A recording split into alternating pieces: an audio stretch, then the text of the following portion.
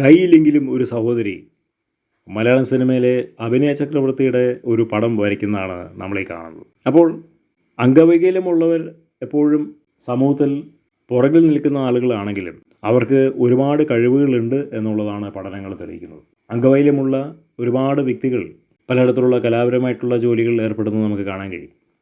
അപ്പം മലയാളം സിനിമയിലെ അറിയപ്പെടുന്ന നടനാണ് Guinness Pakru. Guinness Pakru height വളരെ കുറഞ്ഞിട്ടുള്ള ഒരു വ്യക്തിയാണ്. അദ്ദേഹം സിനിമയിൽ വേഷം ചെയ്ത് ഒരുപാട് ഉന്നതമായ തലങ്ങളിൽ എത്തിയിട്ടുണ്ട്, അവാർഡ് വാങ്ങിച്ചിട്ടുണ്ട്.